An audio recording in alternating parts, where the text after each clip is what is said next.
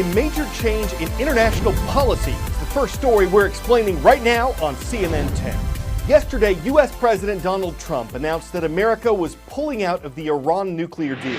The controversial agreement was made in 2015 between the Middle Eastern country of Iran and 6 other nations led by the U.S. under the Obama administration.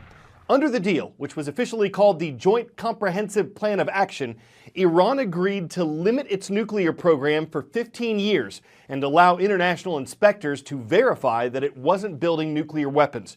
In exchange, the U.S.-led countries ended their economic sanctions on Iran, allowing tens of billions of dollars to flow into Iran's economy.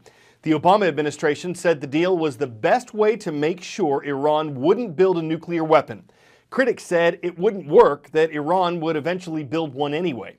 Since he was campaigning for the presidency, Donald Trump has called the Iran agreement a bad deal. Here's part of what he said yesterday. Not only does the deal fail to halt Iran's nuclear ambitions, but it also fails to address the regime's development of ballistic missiles that could deliver nuclear warheads. Finally, the deal does nothing to constrain Iran's destabilizing activities, including its support for terrorism.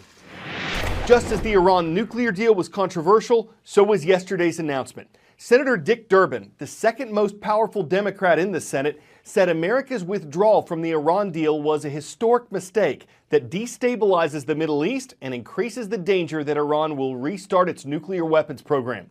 Senator Lindsey Graham, a Republican, said the original deal made the mistake of assuming Iran would cooperate with the international community and that Iran has used the money it got to strengthen its military and cause trouble in the Middle East.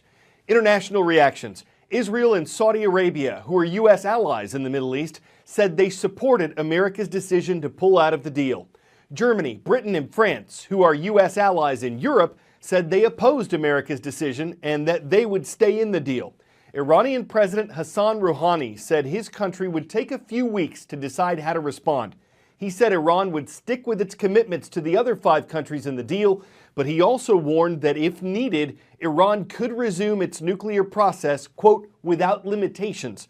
After President Trump's announcement, he signed a memo to put America's economic sanctions on Iran back in place. 10-second trivia.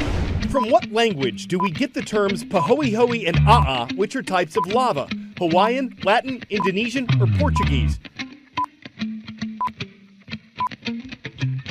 Pahoehoe and a'a are Hawaiian terms. The volcanic islands see a lot of lava.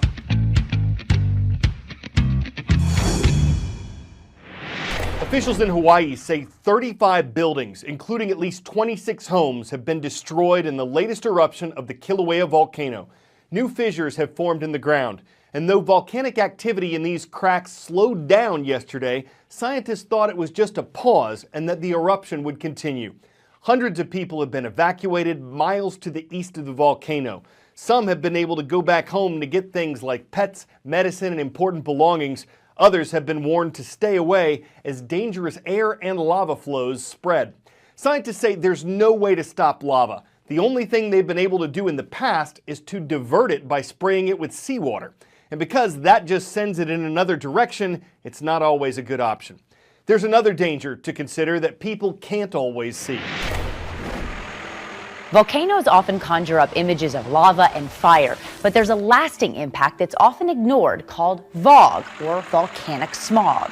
So what is VOG? VOG is a form of air pollution. It's made of carbon dioxide, water vapor, and sulfur dioxide, that last one being most important. That sulfur dioxide is released from the volcano and/or fissure vents, and it reacts with the atmosphere, and within hours to days, it converts to very fine particles, which scatter sunlight, causing that visible haze. Is VOG dangerous? VOG can be dangerous and can damage the environment, humans, and animals. It affects humans by damaging the lungs, triggering headaches, watery eyes, sore throats, and even breathing difficulties, even in people who have zero history of respiratory problems. What should you do if you encounter VOG? It is advised to avoid fog by limiting your time outdoors. Additionally, if it rains and there is fog in the atmosphere, you need to be very careful. Fog can cause something called acid rain.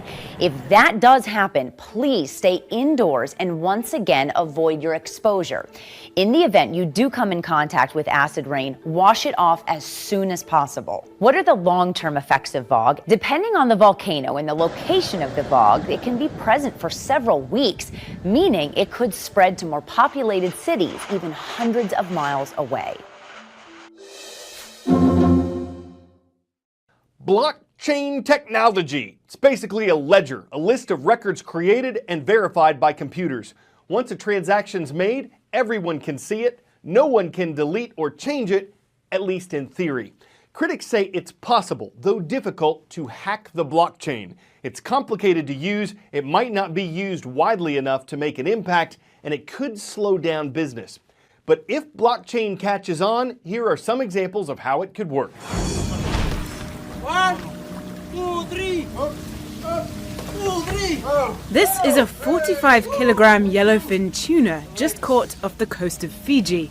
It's given an electronic tag and then scanned.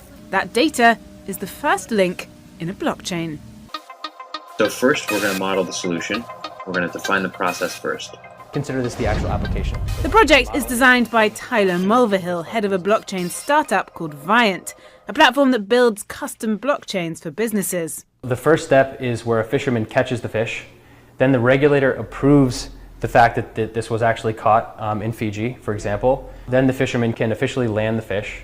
Then that's sent to a processor. At each stage, the tag is entered into the decentralized database, along with information on what has been done to the fish and who did it.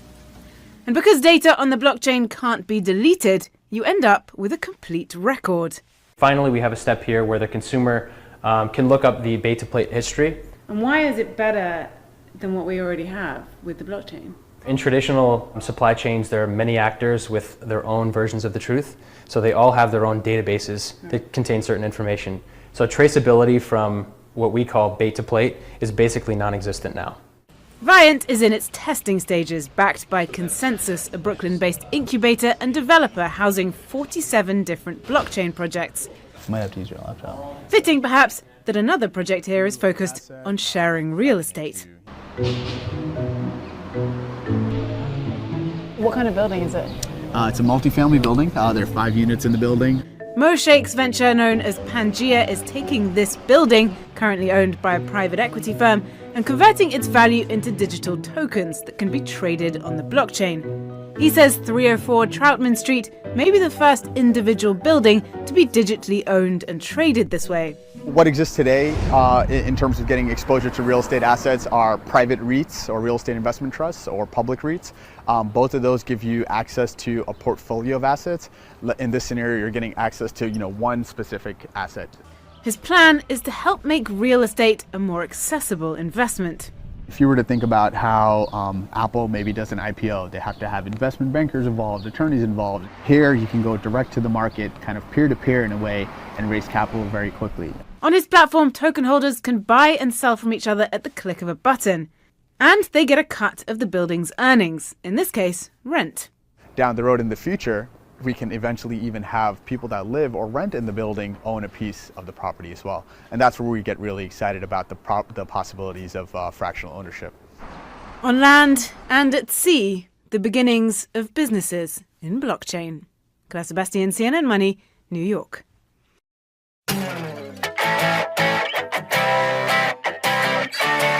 We saw something like this not too long ago in Africa.